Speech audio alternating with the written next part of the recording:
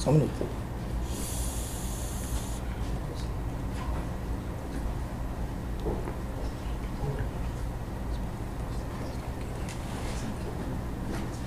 Pode ir, presidente. Rafael? Boa noite. Quinta-feira, 19 de agosto, 19 horas, Brasília.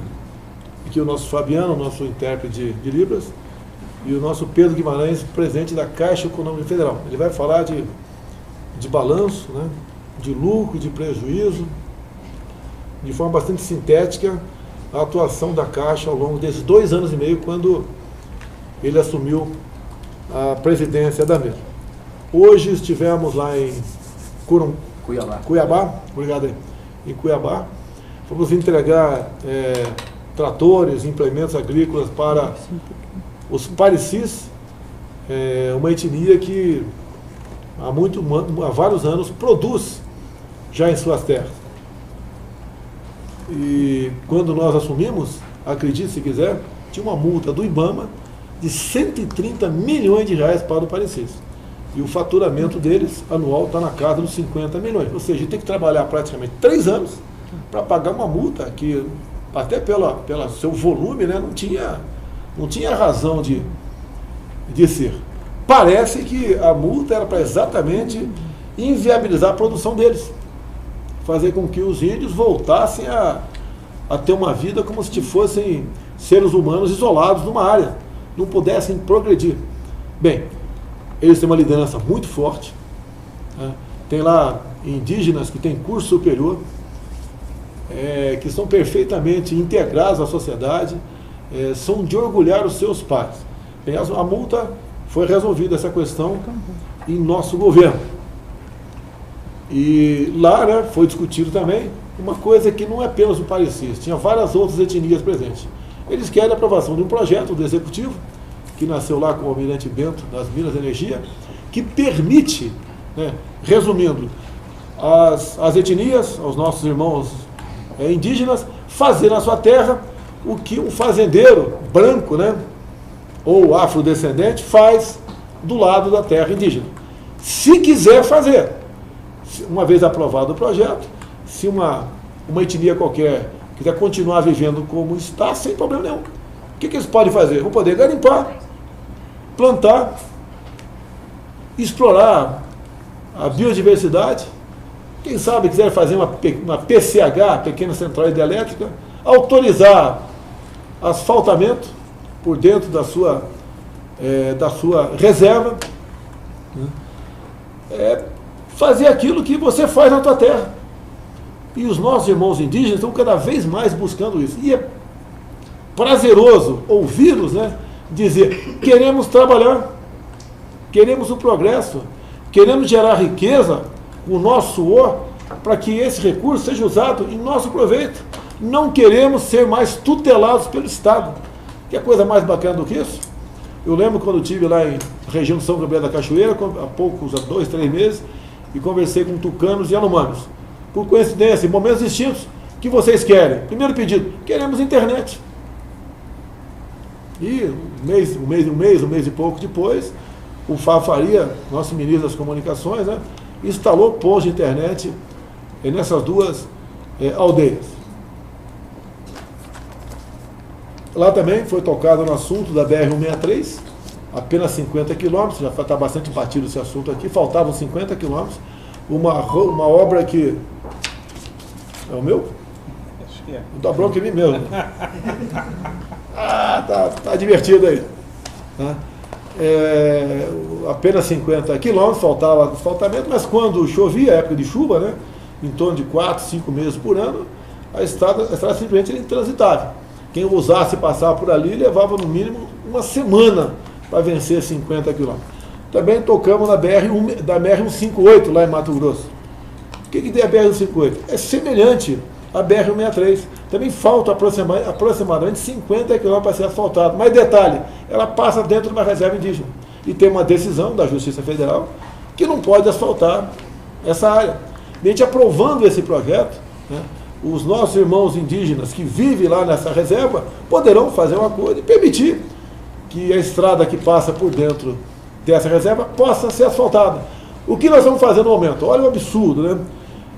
Para desbordar essa terra indígena, para desbordar e vencer os 50 quilômetros, estamos fazendo mais ou menos uma rodovia ao lado de 140 quilômetros. Dá mais ou menos mais 90 quilômetros. Se é 90 para ir, 90 para voltar, eu acho que um caminhão bitrem deve consumir em média 3 litros de diesel, ou melhor, cada 3 quilômetros 1 litro de diesel, isso equivale a 60 litros de diesel numa viagem a gente volta. O diesel está quase R$5, é quase R$300 que o caminhoneiro deixará de gastar. É a mercadoria chegando mais próxima, mais barato, né, no seu destino, quer seja na prateleira do supermercado, quer seja no porto, para exportação. Então, grande parte dos índios do Brasil, né, dos indígenas, são favoráveis a essa proposta. Isso é muito bem-vindo.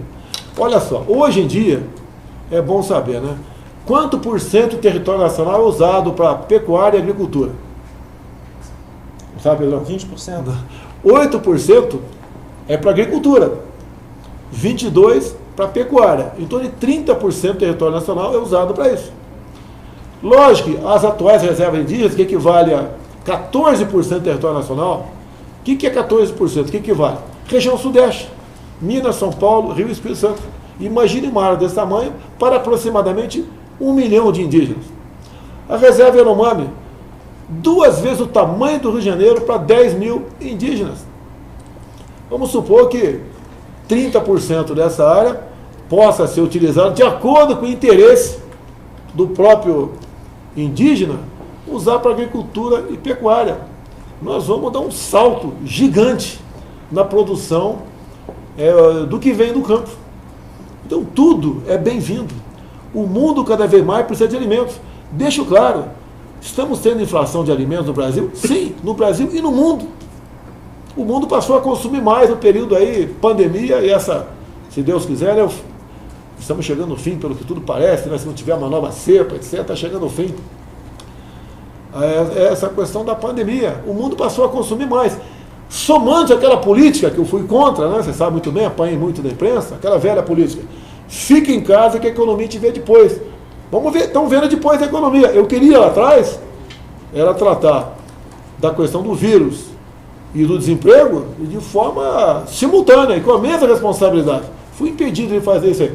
Tudo bem, as consequências estão aí. E olha que o governo federal fez mais do que sua parte. Mesmo durante a pandemia, com programas como o BEM e o PRONAMP, nós terminamos dezembro de 20 com mais gente empregada com carteira assinada do que dezembro de 19. Perfeito. Perfeito? E no corrente ano, a média mensal de novos empregos ultrapassa 200 mil. Agora, qual o grande problema? O informal. 38 milhões de informais. Quem são os informais?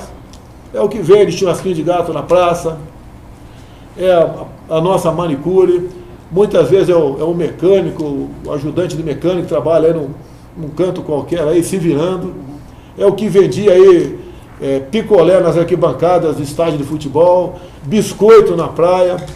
Tá? Essas pessoas foram na lona. O Capulito fica em casa, lockdown, toque de recolher.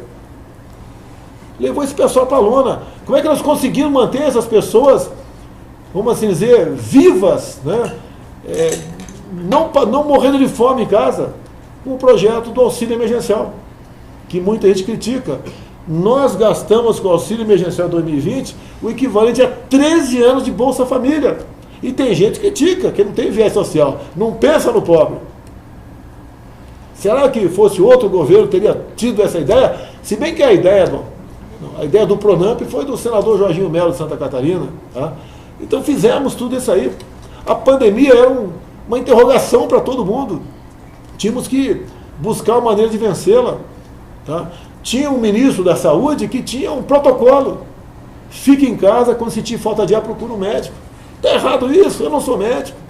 Eu nunca vi um médico falar, né, que quando uma mulher, por exemplo, sente que tem um caroço no seio, ela receba o seguinte, né, a seguinte orientação. Vá para casa, quando tiver o tamanho de um ovo de galinha, você volte para nos procurar aqui. Você tem que trabalhar contra qualquer doença no início. É um homem que está com problema para urinar, né? Ele fala, vá para casa. Quando não conseguir urinar mais, volte para cá. Quando voltar para cá, para o médico, a próstata vai estar no tamanho de um ovo de avestruz. Pô. Com toda certeza, dificilmente vai sobreviver essa pessoa que deixar um câncer, né, no seio ou na próstata chegar a esse nível. Pela primeira vez, repito, né, o protocolo Mandetta lá era para tratar as pessoas em fase hospitalar. Tem que tratar desde o começo. Você está com 38 graus de febre? Você vai esperar chegar a 40 para tomar a providência? Procura um médico, ou seja, um posto de saúde, é problema teu, né? O cara toma lá um negócio qualquer para se safar, mas não pode ficar sem fazer nada.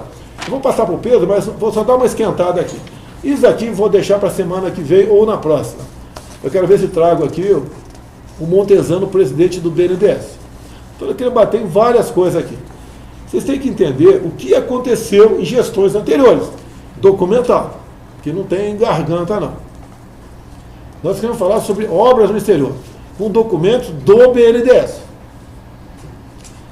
Total emprestados para obras em outros países, entre 98, pega lá atrás, e 2018. 98 pega Fernando Henrique Cardoso. A importância é pequena, é quase desprezível. O grosso, realmente, do emprestado para o exterior foi 2003 a 2016. Pega Lula e Dilma. Né? Então, o total, Lula e Dilma, é na ordem de 10 bilhões de dólares. Vezes 50, né? Então, vezes 5, dá um pouco mais de R$5 o dólar, está aí 50 e poucos bilhões de reais. Vamos lá? Perdas para o Brasil no momento. Possíveis calote, no momento, já está com 1,5 bilhão de dólares. O que a gente faz com 1,5 bilhão de dólares?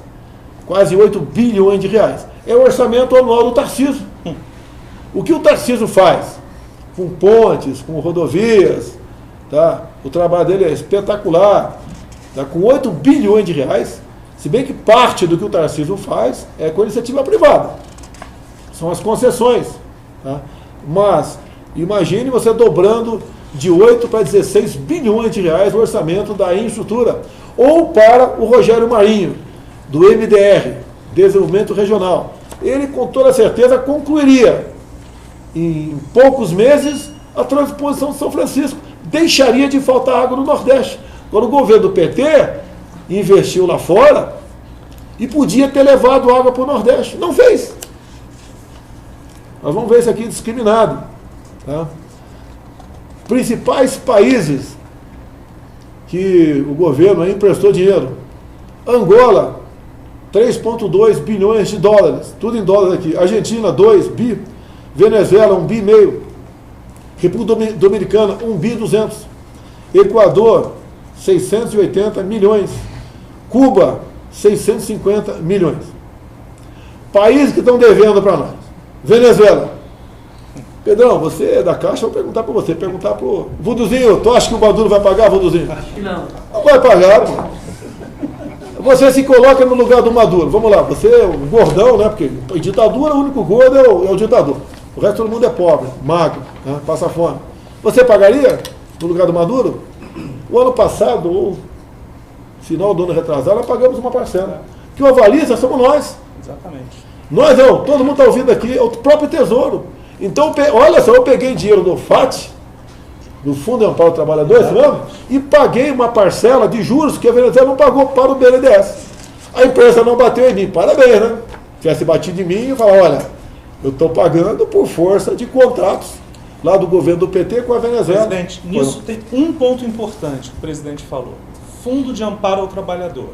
A pergunta para todos nós é: o que o Fundo do Amparo ao Trabalhador dos brasileiros tinha que fazer investindo fora do Brasil, em Venezuela, Cuba, ou quando você tem tanta gente precisando de crédito? Ou seja, não seria muito melhor investir para as pequenas empresas ou microcrédito? Aí o pessoal fala que eu estou concluindo obras do PT. É verdade. É verdade. A obra está parada há 10 anos. Agora, obras lá fora, todas foram concluídas. Você vê o Porto de Mariel, rodovias, né, aqui na América do Sul, aeroportos, metrô, é uma maravilha. Realmente, parabéns ao PT, fez obras maravilhosas fora do Brasil. Detalhe, né? Quando você vai fazer empréstimo na Caixa, você empresta no grito? Nunca. Quer, nessa gestão, você quer que tenha algo em garantia. Nessa gestão? Nessa gestão, não. No passado podia ser no grito. No passado.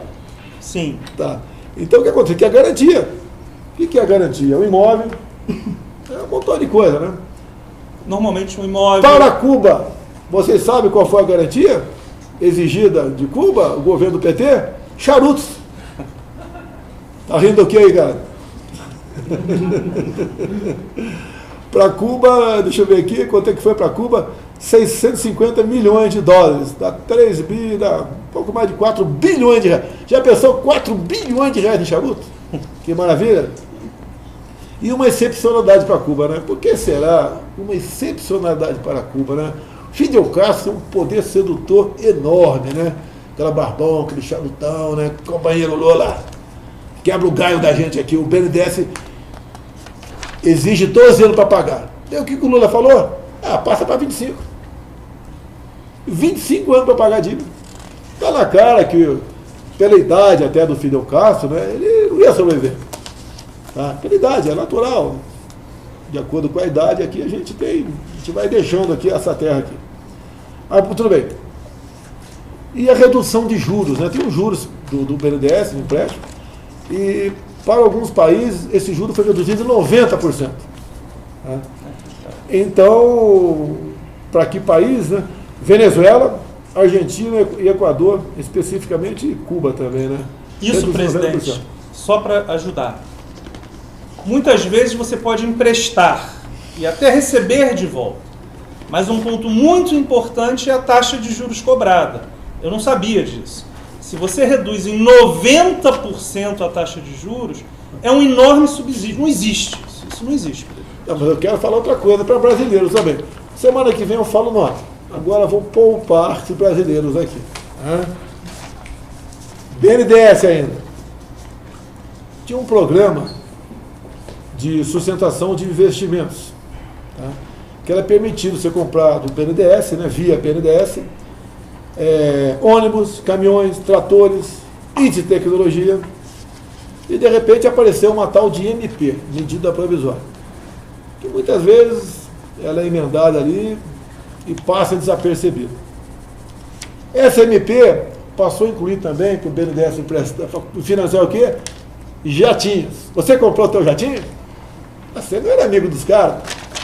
Tem 2 caras importantíssimos no Brasil que compraram jatinho. Você já sabe quem são, né? Semana que vem a gente fala. Mas um detalhe da compra do jatinho. A taxa média de juros é 4%. Enquanto que a Selic estava em média 10%. Prazo médio para pagamento, 106 meses. Isso dá quantos anos, pessoal? Se não me engano, dá 8 anos, hein? 8 anos para pagar. 9 anos. Que maravilha, hein? Que maravilha. O governo perdeu dinheiro subsidiado, 760 milhões de reais durante esse período. Eu quero dizer, quem comprou jatinho não fez nada de errado, não. Não vou acusar de ter feito nada de errado. Que foi oferecido. E, obviamente, comprou que era amigo do rei. Tu acha que o Cabeludo ia comprar jatinho lá? Fala aí, Cabeludo. Não ia ter espaço para comprar jatinho, não, né? Pedro, bem por alto aí. Você fez um levantamento na Caixa Econômica Federal. Você documentou certos prejuízos da Caixa, né? Ao longo de algum tempo. Em especial entre 95 e 2010, é isso mesmo? Vamos lá, fala aí. Tá. O que aconteceu... Ou melhor, 2004 e 2017. Isso.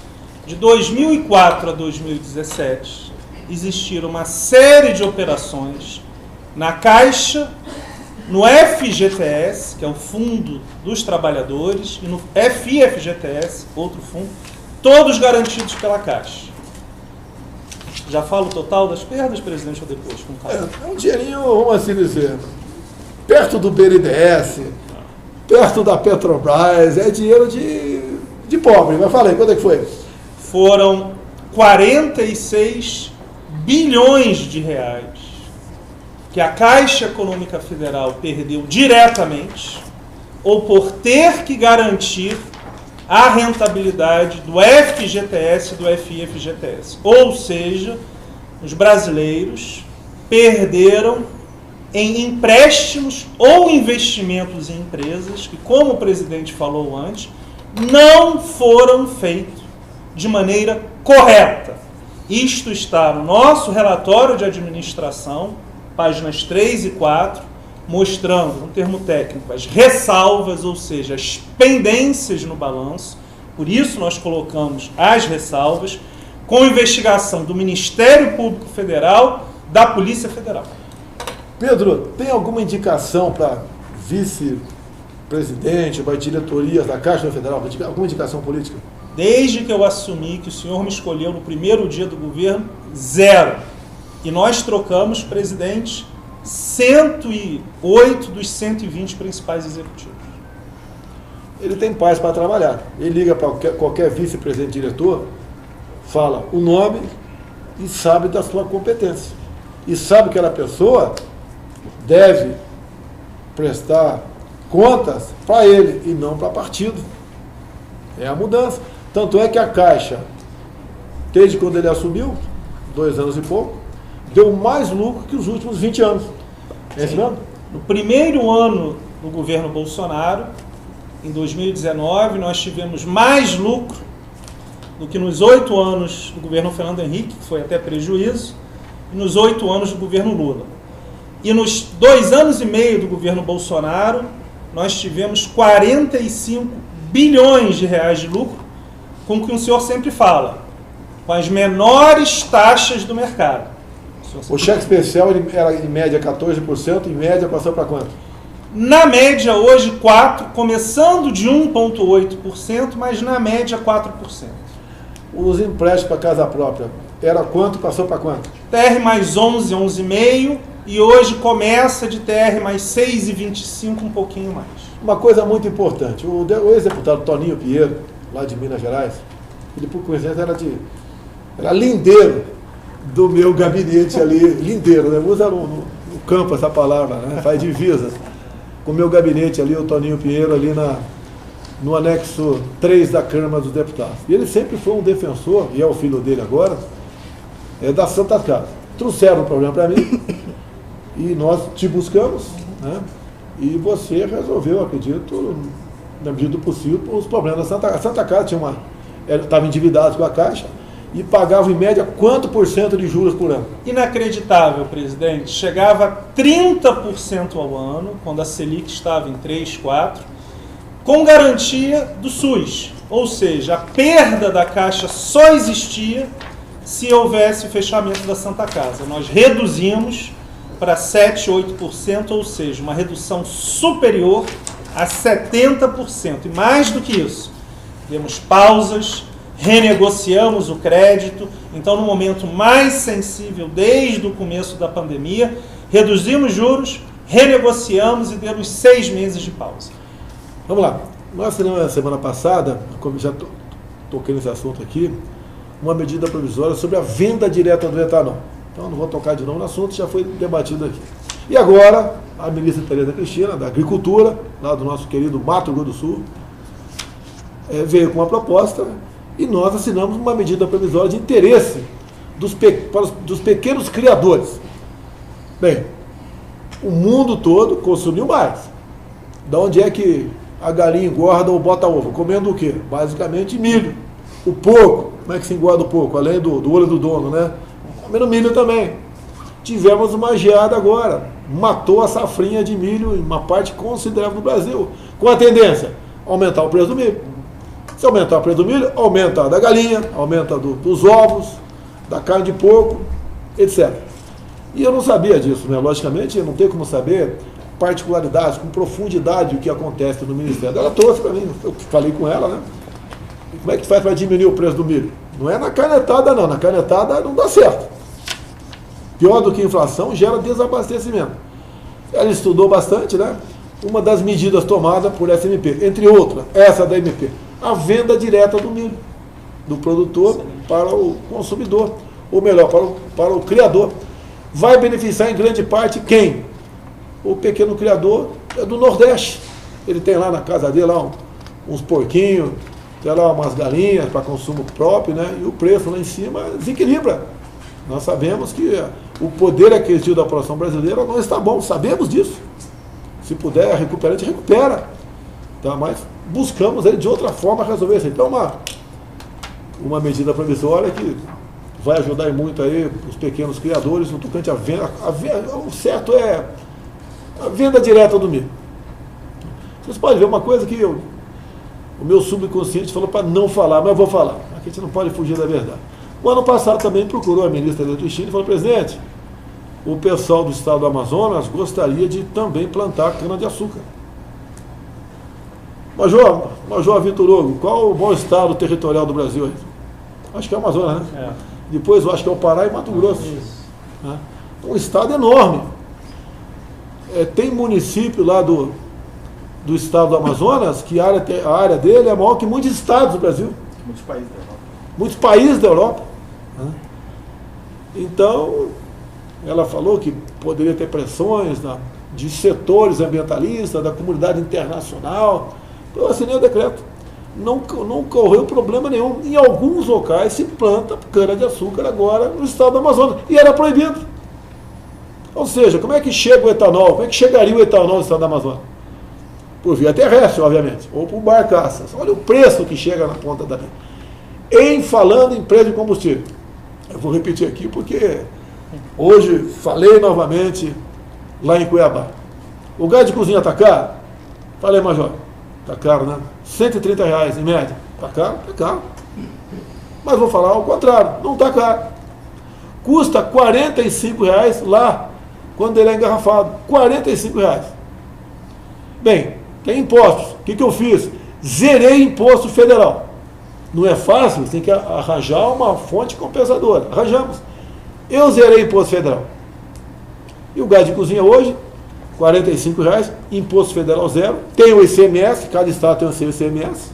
Tem ali o frete para levar o botijão de gás não sei aonde. E tem também a margem de lucro do cara na ponta da linha que vende. Como eu gostaria que um governador zerasse o ICMS do gás no seu estado. Eu sei que tem governador que gostaria de criar o Vale Gás. Mas eu acho que, em vez do Vale Gás, se zerar o imposto estadual ICMS, vai ser excelente. Sabe por quê? Nós podemos começar a tratar da venda direta do botijão de gás, a exemplo do etanol. Você pode pegar o teu caminhãozinho, né, para a tua comunidade ali, você vive num condomínio fechado, né, uma vez por mês teu caminhãozinho vai lá e compra ali 100 botijão de gás. Esse ICMS está zerado. O governador do teu estado vai zerar. O PIS/COFINS, eu zerei aqui. O frete do caminhãozinho, vocês pagam do condomínio. Margem de lucro, zero. Não precisa ter lucro para quem for entregar lá. É um trabalho comunitário. Pode ter certeza, no máximo R$60 vai ficar o valor do botijão de gás. Esse, no máximo. Metade do preço atual. Então temos como diminuir o valor do gás de cozinha. Estamos trabalhando, sim. No passado, né, a refinaria da Petrobras foi expropriada pelo presidente Evo Morales da Bolívia. E, inclusive, o governo brasileiro apoiou, mais do que apoiou. Ele foi contactado, né? O Lula foi contactado antes, e o Lula deu sinal verde. O Celso Amorim, ministro do Lula na época, apoiou a expropriação da refinaria da Petrobras na Bolívia. E falou mais, que o Brasil estava tendo um comportamento imperialista, e tinha que ser expropriado mesmo. Parte do gás, que abastece aí a indústria de São Paulo, vinha de lá. Está na cara que o preço do gás foi lá para cima, com investimento nosso na Bolívia. Estamos em negociação com a Argentina. Gás de vaca morta. Vai sair um dia. Porque não é fácil você começar a importar gás, criar, construir dutos, né, etc., gasoduto, etc. Também, lá no estado de Sergipe, uma costa ali com muito gás. Né? Temos ali, eu acho que, eu não sei se é uma refinaria que tem ali do lado ali, logo na beira da praia, que é movida a gás. Tá? Lembra que é lá? Fala de fertilizante, tem alguma coisa lá. Tá? Que é movida a gás. Tá? E tem como baixar o preço do gás de 45 para baixar para mais, tem como. Estamos trabalhando nesse sentido. Gasolina está cara? Não está cara a gasolina, não. Não está R$ 6,00 de 6,50 ou 7, não é verdade. Está custando a refinaria, o litro da gasolina, R$ 1,95 em média. O imposto federal na casa dos 74 centavos. Valor fixo desde janeiro, quando assumiu. Então, está na hora de R$ 2,70 o preço da gasolina. O que ultrapassa o 2,70? Para chegar a 5,70? Mais R$ 3,00. Aí é o frete, margem de lucro e ICMS. O ICMS, em média, é o dobro do imposto federal. Eu congelei o imposto federal, que é um valor fixo, em média R$ 74,00, desde quando assumi. Agora, o ICMS é um percentual que os estados cobram. Agora, quando aumenta na refinaria, que aumenta sim, tá? É pouco, mas aumenta, está R$ 1,95 hoje, o ICMS acompanha. Agora, o ICMS, de acordo com a emenda constitucional do M1, tinha que ser um valor nominal. E que cada estado defina o seu valor nominal. Se São Paulo quer cobrar R$ 2,00 ICMS, o Rio 3, Paraná 1, os governadores que decidem vão ter essa liberdade. Ninguém vai impor nada para os governadores. Temos um projeto para regulamentar essa emenda constitucional, mas está meio parado na Câmara, né, Major? Está meio parado, olha a dificuldade de você fazer as coisas, né? É ter o lobby dos governadores, porque o preço está lá em cima. Quem o povo culpa? Eu estou falando, o imposto federal está fixo. Eu pretendo, não vou dizer que vou conseguir, conversei com o Paulo Guedes, mas existe uma chance, não me cobre porque está em estudo ainda, nós zerarmos o PIS/COFINS do diesel a partir de janeiro do ano que vem. Hoje em dia, nós arrecadamos, o governo federal, na ordem de 17 bilhões de reais com PIS/COFINS do diesel. Nós temos que achar algo compensador para isso, não é dar uma canetada. Tem a lei de responsabilidade fiscal. Então, é uma questão de subsídios aí, a história é complicada, deixa para outro momento. Estamos trabalhando nesse sentido, que nós temos que reduzir 10% de subsídios no corrente ano, e quando há redução, a margem para você pegar essa margem e fazer uma conta de chegada a outro local. Os 10% de subsídio dão de 15 bilhões de reais. Nós devemos achar para tapar um buraco de 17. Faltam 2 bilhões, a gente vai se virar. Se eu conseguir esse subsídio baixar em 10%, são 15 bi, eu vou arranjar mais 2 bi e quero zerar o PIS/COFINS, o imposto federal do diesel a partir de janeiro do ano que vem. Deus ajuda que a gente consiga. Fica melhor para todo mundo. Não é uma promessa, é um estudo. Pode não dar certo, mas estamos fazendo o possível. Alguma mais coisa da Caixa, mais um assunto aí? Tem. Fala aí, Pedrão. Fala. Um ponto importante para esse lucro recorde de 6 bilhões e 300, presidente, é exatamente que a gente resolveu os problemas do passado e começa a fazer as vendas dos ativos que não são estratégicos. Então é importante, na Caixa Econômica, resolver os problemas do passado, porque isso era uma coisa também, presidente, que a impressão é que as pessoas não resolviam, que tinham um problema e empurravam com a barriga.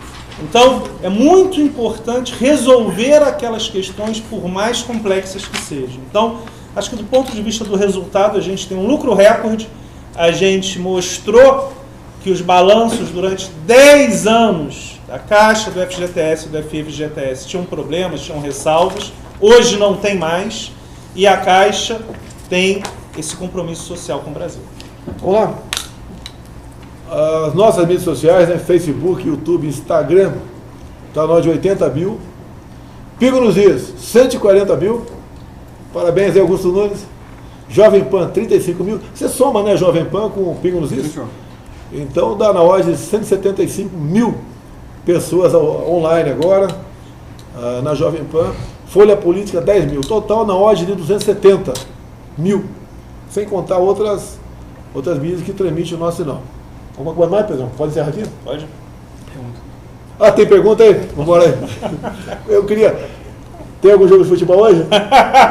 Ontem eu perdi o jogo do Flamengo, estava viajando aí, lá de Belém do Pará para Brasil. Você foi no jogo, Pedrão? Não, tu estava junto. Você não, comigo, estava comigo. Foi não, fica a pergunta aí pro Pedro aí. Boa noite, presidente. Boa noite, presidente da Caixa, Pedro Guimarães. Queria perguntar ao presidente da Caixa se já houve algo semelhante aí a um pedido de quebra de sigilo bancário feito envolvendo 180 pessoas, como ocorreu hoje com a CPI da Covid. A CPI da Covid pediu quebra de sigilo de 180 pessoas, baseado no quê? Pelo que eu sei, né, que está na lei, cada pessoa tem que ter uma explicação, uma motivação. Não pode botar 180 pessoas e vapt. Ô Augusto, será que eu estou nesse bolo aí, Augusto? Se bobear, eu estou nesse bolo aí. Para Caixa alguma coisa? Não que eu saiba. Agora, 46 bilhões de reais de perdas econômicas, o que significa que no passado se investiu muito mal. E deixa eu deixar claro que a gestão desde o presidente Bolsonaro limpa, zero de problema, com nota 10 de todas as auditorias. Então, esta gestão não teve problema. Quem teve problema são as outras. Augusto, eu não sei, não acompanhei na grande mídia aí, mas ontem teve uma grande operação da Polícia Federal em cima do Covidão. Começou lá no estado, eu estava no Pará, inclusive. A terceira vez que a Polícia Federal visita ali o estado do Pará. Mas tudo bem. Quebra de sigilo. É coisa séria, meu Deus do céu. Eu vou dar um constrangimento para inocentes. Igual uma busca e apreensão, né? É um constrangimento. A pessoa fica marcada. Essas pessoas, com toda certeza, se foram quebradas de forma aleatória, parece que foi, né? Tem que entrar na justiça para ir para cima da CPI. Tá?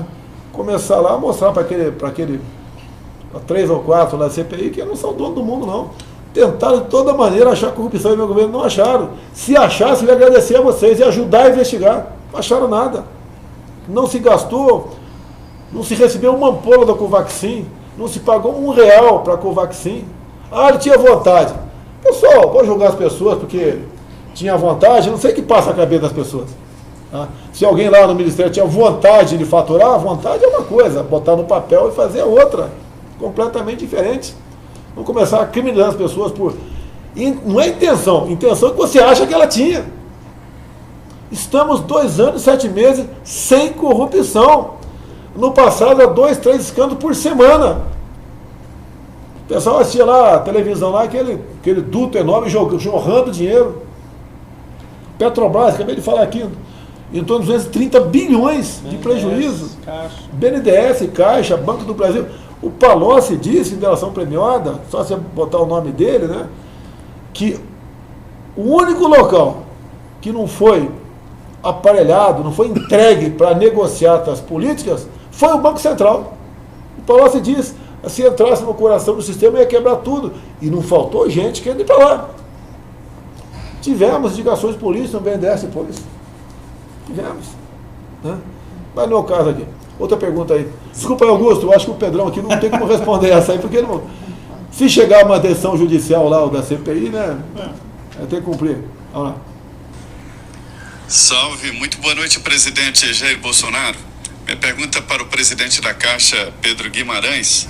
Eu tenho falado aqui, presidente, sobre a importância do voto e as consequências. Eu queria perguntar ao presidente da Caixa se houver mudanças no governo, na política, no futuro, esses desacertos voltam ou não? Não tenho nenhuma dúvida que volta tudo. E é muito simples. Porque isso aconteceu durante muitos anos. Não foi durante 1 ou 2 anos. Foram vários anos.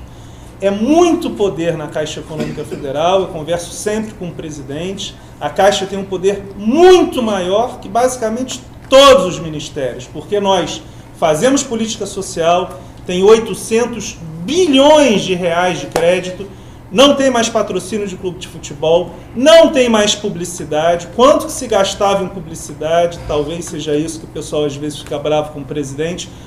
E não tem nem investimento, nem crédito para a grande empresa. E eu vou dizer uma coisa simples, eu sou matemático. Quando você empresta 10 bilhões de reais para uma empresa, 1% disso são 100 milhões de reais. Tem uma chance de propina. O que nós fizemos? Nosso empréstimo médio é de 100 mil reais. Quando você empresta 100 mil reais, e fizemos para 500 mil empresas, 1% disso é R$1.000. Logo, é muito mais fácil alguém querer roubar e tentar, indo para a cadeia, para ganhar 100 milhões de reais do que R$1.000. Então, sendo objetivo, não tenho dúvida que a chance de voltar o que era antes é enorme. O Zé Maria falando. Sim. Zé Maria, é só comparar os nossos ministros, o perfil de cada um, com os ministros de outros presidentes. Você pega, por exemplo, ciência e tecnologia. O Marcos Pontes é um cara fenomenal. É o único astronauta aqui abaixo da linha do Equador. Ele está trabalhando na nossa vacina. Devemos tê-la até dezembro. Ele está incentivando laboratórios para pesquisar grafeno, nióbio, a questão de terras raras. É uma coisa fantástica o que acontece no Ministério da Ciência e Tecnologia, com pouco recurso. Infraestrutura, olha o Tarcísio, né, formado pela Academia Militar das Agulhas Negras, fez o Instituto Militar de Engenharia, concursado para a Câmara. Alguém tem dúvida que podia estar na iniciativa privada ganhando 10 vezes o que ganha como ministro? Uma pessoa fantástica, está trabalhando por amor à pátria. Você pega a ministra Tereza Cristina da Agricultura, é uma deputada federal, o trabalho que ela faz nessa área. Você pega a cidadania, o João Roma, trabalhando em projetos sociais, realmente deu uma simplificada na questão do Bolsa Família, deu uma arrumada ali, agora chama-se Auxílio Brasil, no mínimo 50% a partir de novembro nesse valor, com responsabilidade, sem furar teto, sem demagogia. Você pega ali o Onix, que eu chamo de Coringa, né? Todos os ministérios que ele passou, o trabalho que ele faz para nós de coordenação, de pacificação, de negociação. Temos a economia também funcionando com Paulo Guedes. É qualquer ministério. Agora, tem gente, né? O que nós temos vivo aí? Frederico Cardoso, temos aí o Lula, tem a Dilma, né?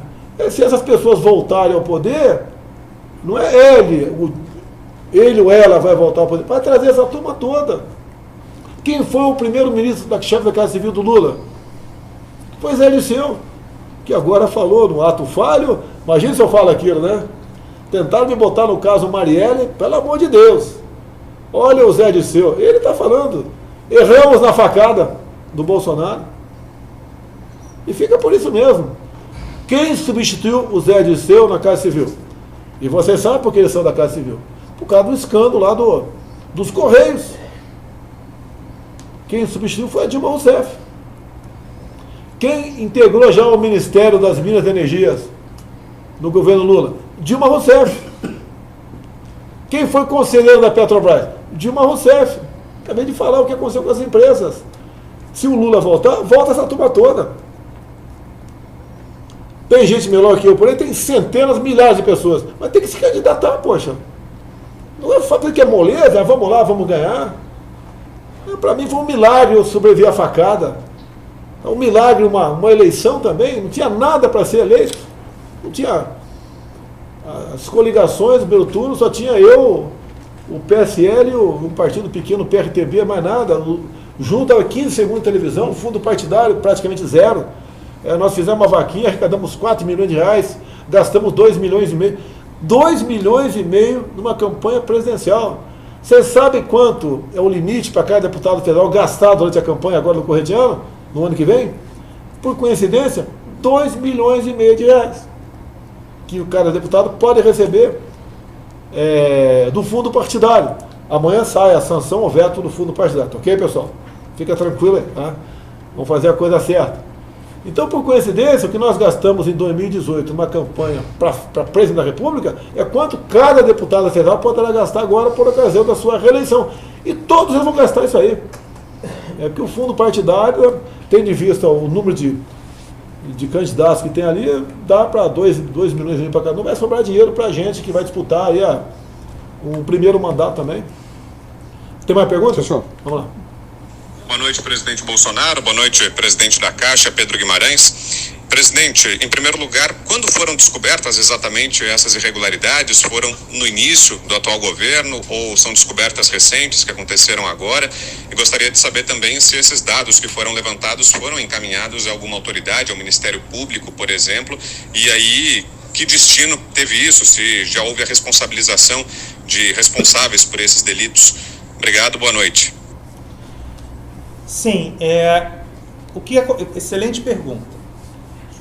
Essas questões todas, elas nunca foram levadas ao público de maneira clara como agora. São questões de alguns anos, que inclusive levaram a prisões de pessoas. Então o Ministério Público e a Polícia Federal já realizaram essas investigações, já levaram a prisões de várias pessoas. Teve gente devolvendo dezenas de milhões de reais, pessoas que ganhavam 20, 30 mil reais, devolvendo mais de 20, 30 milhões de reais. Então, sim, só que nunca houve de uma maneira transparente para a sociedade. Eu não posso falar de novas investigações, isso é um sigilo, mas as investigações que já ocorreram fizeram que durante 10 anos a Caixa, o FGTS e o FGTS tivessem problemas nos seus balanços, cada um numa época diferente. E tudo por dois motivos. Emprestar para empresas, normalmente grandes, que não pagaram de volta, ou não pagaram parte, e pior ainda, investir em empresas que normalmente quebraram, e deixando uma diferença muito grande da natureza do banco emprestar.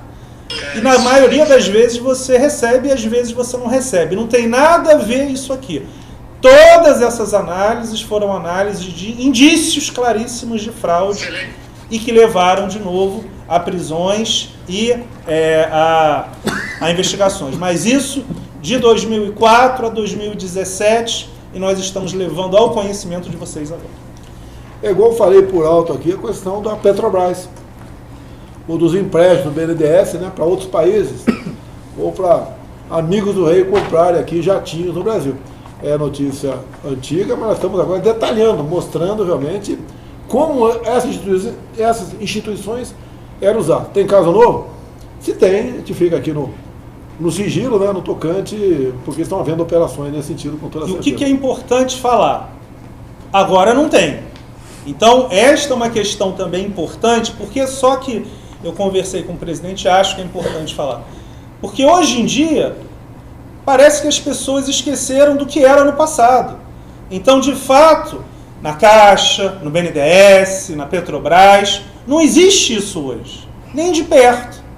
Mas existia no passado, na Caixa, no BNDES, na Petrobras. Então, também uma maneira clara de diferenciar o governo Bolsonaro com anteriores. Isso, eu posso dizer do presidente, que eu admiro e gosto muito, total liberdade. E zero chance de haver qualquer desvio. O presidente não deixa e não gosta, e quem quer que fale isso está mentindo, porque ele não aceita isso. Me desculpa aqui, eu estou cumprindo a missão aqui. E a missão é buscar o melhor para o Brasil e não admitir práticas antigas. Nós sempre assistimos, né, Augusto Nunes é o mais velho da equipe aí, ou mais experiente, né, para não ficar chateado comigo, sempre nas campanhas de 2 anos, quem disputava um cargo no Executivo falava o quê? Combater a corrupção. Raramente alguém combateu. Né? Em outras esferas, nós combatemos como? Na indicação, primeiro, para ocupar ministérios, bancos oficiais e estatais. A última pergunta, Saideira. Boa noite, presidente Bolsonaro. Boa noite, presidente Pedro Guimarães, todos os presentes nessa transmissão. É a Cristina Grêmio que está falando, estou substituindo o Fiuza aqui hoje.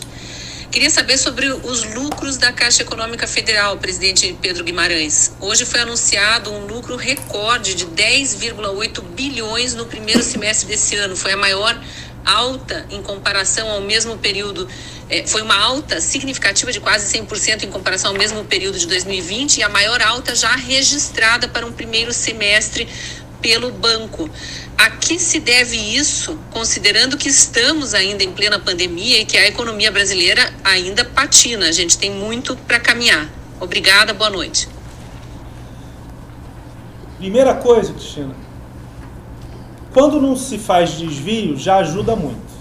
Porque, como nós vimos, quando se investia ou se emprestava para algumas empresas que não pagavam de volta, custava muito no balanço depois.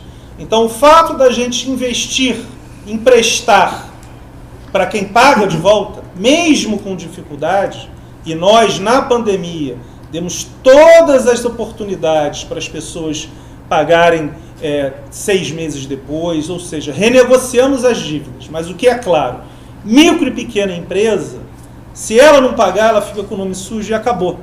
E algumas empresas que a Caixa emprestou 5, 10 anos atrás, às vezes entram no RJ e continua depois. Então, eu tenho uma crítica, sim, à maneira como era feito no passado. Nós mudamos, reduzimos todas as taxas, como o presidente já falou, crescemos onde era mais importante, paramos de fazer uma série de gastos.